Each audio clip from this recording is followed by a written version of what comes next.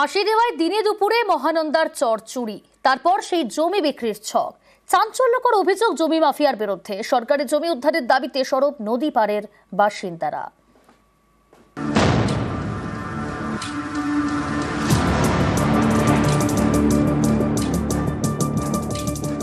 এটা মহানন্দা নদীর চর, বেড়া দিয়ে ঘেরা। এভাবেই একটু একটু করে নদীর চর দখল করা হচ্ছে বলে অভিযোগ। শিলিগুড়ির ফাঁসি দেওয়ায় বিধাননগর 1 নম্বর গ্রাম পঞ্চায়েত। এখানকার ভাতিগছের গা ঘেঁষে বয়ে গিয়েছে মহানন্দা। এ নদীর একদিকে দার্জিলিং আর একদিকে উত্তর দিনাজপুর। এমন একটি জায়গায় ভাতিগছে মহানন্দার বিশাল চর। এই চরে জমি মাফিয়ার নজর। অভিযোগ, তারা একটু একটু করে জমি দখল করছে। স্থানীয়রা বাধা দিলেই জুটছে হুমকি, কখনো আবার হাতাহাতি। এরই প্রতিবাদে সরব স্থানীয়রা। প্রশাসনের বিভিন্ন দপ্তরে লিখিত অভিযোগ জানিয়েছেন। তাদের দাবি, সরকারি দখল মুক্ত করতে হবে। যারা জমির করে দালালি করে ওরা চেষ্টা করতেছে ওই জমিটাকে হাল করে দখল করে জমিটা বিক্রি করার চেষ্টা করতেছে ওরা। আমরা গ্রামবাসী যতগুলো আছে আমরা চর বলে ওটা ছাড়ে দিয়েছিলাম। এখন আমাদের দাবি একটা, এটা যদি সরকার করে একটু লক্ষ্য দেয় তাহলে এটা ওটাকে ভোট সরকারের জন্য ভোট যেন টাঙানো হয়। ওইটা তো সরকারি জমি, আগে থেকে সরকারি জমি ছিল ওটা। এখন যা আমরা দেখতে পারতেছি, নিজের নামে রেকর্ড করাচ্ছে, নিজের নামে রেকর্ড করে জমি ওরা দখল করতেছে। কথা শুনতেছি যে ওরা জমি বিক্রি করার দিকে আছে, তো জমি মাফিয়ারা। তো যখন জমি নদী নামে গভর্নমেন্ট পোর্টালে গভর্নমেন্টের খতিয়ানে যখন নদী নামে লিখিত আছে, তাহলে ওনারা আম পাবলিকের নামে কি করে উঠাই দিচ্ছে? এটা আমরা বিএলআর কাছ থেকে জানতে চাইবো।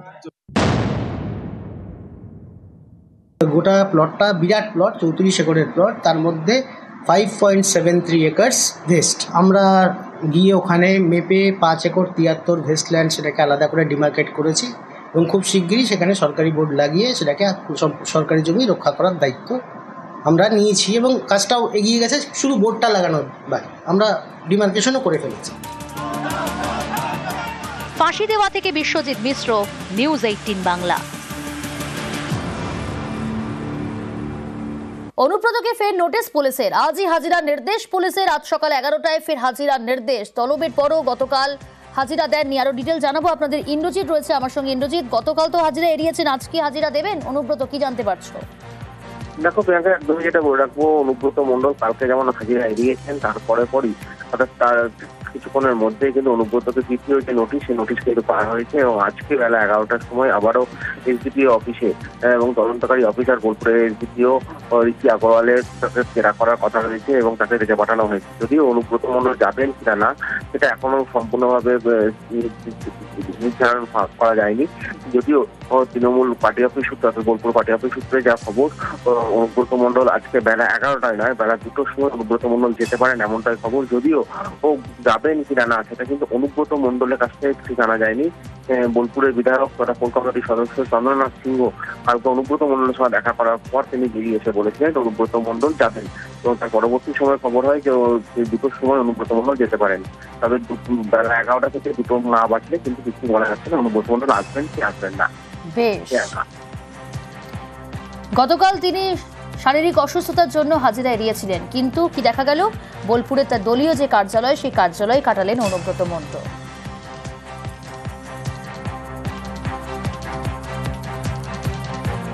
হাজিরা এড়ালেও অনুব্রত মণ্ডল তার নিচুপট্টির বাড়ি থেকে বেরিয়ে সরাসরি তৃণমূলের দলীয় কার্যালয় বোলপুরে যান।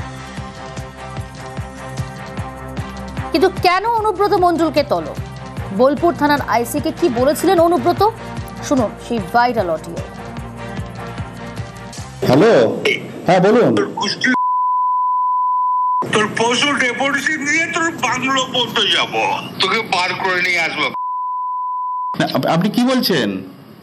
আমি অনুব্রত মণ্ডল বলছি। বল, তুই ফোনে রেকর্ড করছিস, আমি সব জানি। না না, পশু যখন ডেপুটেশন দেবে না, তোকে কোয়ার্টার থেকে মারতে মারতে নিয়ে আস।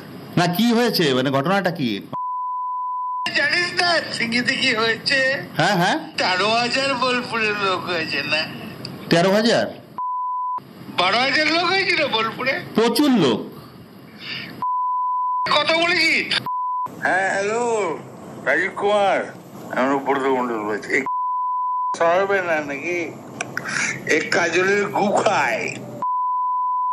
আপনি আপনি আপনি একজন দায়িত্বপ্রাপ্ত লোক, আপনি এভাবে কথা বলছেন? পশু ডেপুটেশন দিয়েছি, মারবে কি মারবো দেখুন, আমি ওর চুলের মুঠি ধরে আমি বার করে নিয়ে আসবো ওখান থেকে। বোলপুর থানার আইসিকে হুমকি দেওয়ার ঘটনায় অনুব্রত মণ্ডলের বিরুদ্ধে কড়া অবস্থান নেয় দল। অনুব্রত মণ্ডলের বক্তব্য যে কোনোভাবেই সমর্থনযোগ্য নয়, সে কথা স্পষ্ট বুঝিয়ে দেয় তৃণমূল কংগ্রেস। যে ধরনের মন্তব্য, যে অপশব্দের প্রয়োগ অনুব্রত মণ্ডল করেছেন, সেটার আমরা নিন্দা করছি। যে ব্যক্তির সঙ্গে এই ব্যবহার হয়েছে তার বিরুদ্ধে তার কিছু অভিযোগ ছিল, সেই অভিযোগ থাকতে পারে, কিন্তু তার জন্য ওই ভাষায় এবং তার ঘনিষ্ঠদের টেনে এনে, তার আত্মীয়দের টেনে এনে ওই ভাষা প্রয়োগ কোনো অবস্থায় উচিত হয়নি। যে আত্মীয়দের নাম করা হয়েছে অপশব্দ প্রয়োগে, আমরা তাদের কাছে আন্তরিকভাবে দুঃখ প্রকাশ করছি। এটি একটি বিচ্ছিন্ন ঘটনা। তার এই আচরণের সঙ্গে দয়া করে দলের কোনো মিলমিশ খুঁজবেন না। তৃণমূল কংগ্রেস তার যত বড় নেতাই হোক, সেই জায়গাটা প্রকাশ্যে পার্টি বিবৃতি দিয়ে নিন্দা করছে এবং তাকে ক্ষমা চাইবার নির্দেশ দিয়েছে, এবং তিনি ক্ষমা চেয়ে বিবৃতি দিয়েছেন। পার্টি দেখছে বিষয়টা। পুলিশকে কদর্য ভাষায় গালিগালাজ, দল কড়া অবস্থান নিয়েছিল। তারপরে ক্ষমা চান অনুব্রত মণ্ডল, প্রথমে লিখিতভাবে, তারপর ভিডিও বার্তায় শুক্রবার ক্ষমা চান অনুব্রত। দলকে চিঠি দিয়ে ক্ষমা প্রার্থনা অনুব্রতর। ক্ষমা চেয়ে কি বলেছেন অনুব্রত মণ্ডল, শুনবো। পুলিশকে গাল দেওয়ার কথা আমি কোনদিন ভাবতেই পারি না। পুলিশকে গাল কেউ যদি দেয় আমি তাকে অপমান করি। আমি খুব দুঃখিত, কারণ আমি ওষুধ ফষুধ রাখতে খাই তো অনেক ঘুমের, আর আমি এখন 10টার সময় ঘুমিয়ে যাই এবং ঘুমের ট্যাবলেটও খাই। সেই সময় ঘুমটা ভেঙেছে নুরুল, যে ছেলেটা আমাদের, ওকে যখন শুধু মেরে পা হাত ভেঙে দিয়েছে, আমার মনটা খুব খারাপ। আমি আইসিকে বলেছি তাড়াতাড়ি জানকে অন্তত ছেলেটাকে আজ হসপিটালাইজ করুন। তো উনি আমার কাছে অন্য ধরনের কথা বলেছে, সেটা আমি আর বলতে রাজি নই। তখন আমি নিজের রাগ সামালতে পারিনি, এটা স্বাভাবিক আমি বলেছি। এর জন্য আমি দুঃখিত, আমি ক্ষমা প্রার্থী। স্বাভাবিক আমার মুখ থেকে এই কথাটা বেরোনো উচিত নয়, তার জন্য আমি দুঃখিত এবং ক্ষমা প্রার্থী। তিস্তায় বিপদ, কারণ 2023-এ সিকিমের হরপাবান। এর জন্য পাহাড় থেকে বয়ে আসা পাথর বোল্ডার জমেছে তিস্তার বুকে, আর এতেই বিপত্তি। বদলে যাচ্ছে নদীর গতিপথ। বর্ষায় তিস্তার জল ঢুকে যাচ্ছে গ্রামে। এই তিস্তাকে নিয়ন্ত্রণে রাখতে ড্রেজিং এর উদ্যোগ সেচ দফতরের।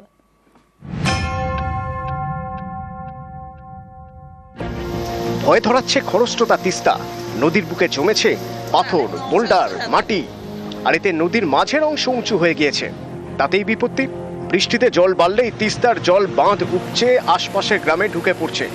তাই তিস্তাকে নদী খাতেই বেঁধে রাখতে ড্রেজিং এর সিদ্ধান্ত নিয়েছে সেচ দপ্তর।